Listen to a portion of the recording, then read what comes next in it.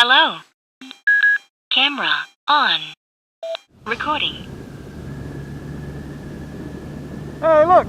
That's where they had the rock slide on 28 a couple of months ago. Well, yeah, a couple of months ago.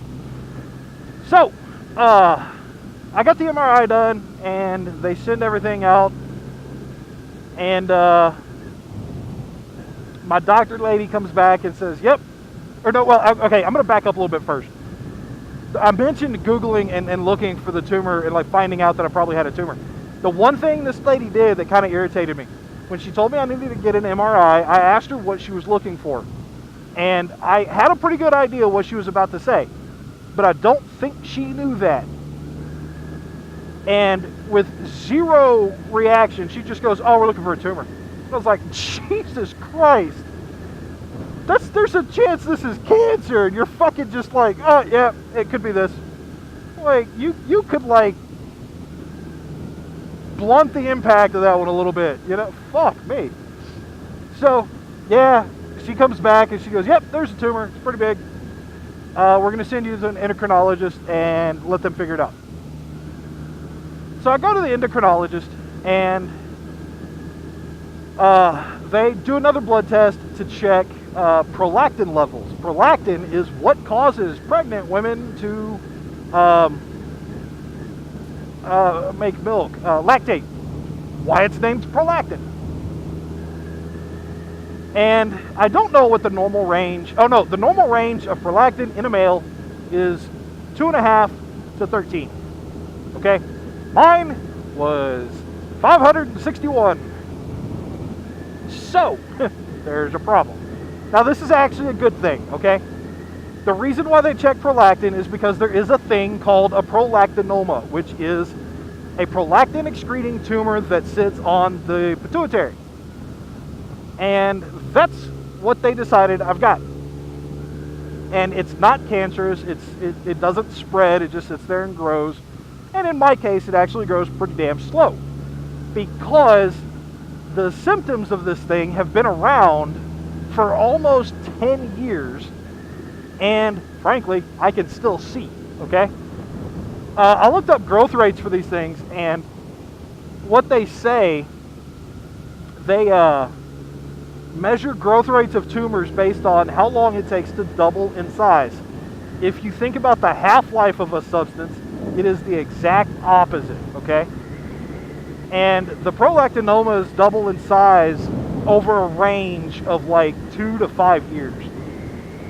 So this one seems to be growing pretty slow because it took a very, very long time to become significantly problematic, which is a good thing to me.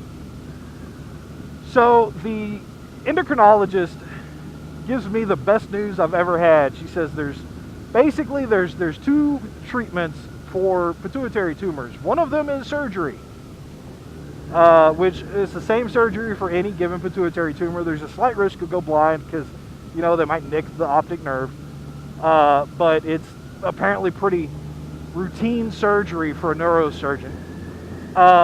And prolactinomas respond to this drug called, I'm going to get it wrong, but I think it's cabergoline or cabergoline. Y'all, she wrote me a prescription for 16 pills. And she said, I want you to take half of one of these pills, which were 25 milligrams each. No, 0.5 milligrams each. Half milligram pill. She goes, I want you to cut it in half, take half on Monday, the other half on Thursday. Keep that up for a month. At the end of the month, stop cutting them in half and start taking whole ones Monday and either Thursday or Friday. All right. And she gave me 16 of them. She says it's like 2.5 months. So, okay. And she goes, by the way, the only real side effect of this pill is migraines. And holy shit, worst headache I have ever had.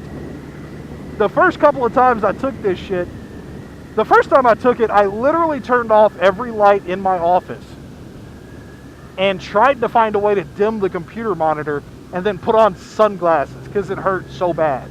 All right? It was not good. and every ended up being every Tuesday and Thursday was or no, every Tuesday and Friday was like that. And so I got some there's some over-the-counter migraine meds that are actually really good. Go to Walgreens, they're fucking amazing. So they started me on those, and what's really cool is, aside from these pills being remarkably fucking tiny and having this huge half-life, 16 of them cost $70. Now, that's kind of a lot, but they dispense them in chunks of 8, so it's $40 for a bottle, and it lasts you 2 months, and it's like, that's not that bad, really. It's either that or potentially go blind, you know. So they give me the drugs, and I take the drugs, and that's what I've been doing basically since early March. All right. This whole diagnosis started in late January, early February. Okay, and I got my tax returns in mid-January, and so that's one of the reasons why it took me so long to get the bike fixed, is because I'm dealing with the stress and all this shit that comes with this diagnosis. It was not, I mean, it's not as stressful, or maybe I'm just handling it really well, but I've basically kept myself in denial, because how else do you remain positive about certain things? It's like, just keep telling yourself that it's not the bad case, and it could be significantly worse, and blah, blah, blah. Okay? So that's where we're at. And I don't know how long I've been rambling, but it's probably too long. So we'll hit part 3, or 4, or 5, or whatever, when I leave the dam. Because I ain't got much time. I mean, I'm almost there, you know. Recording stopped. Goodbye.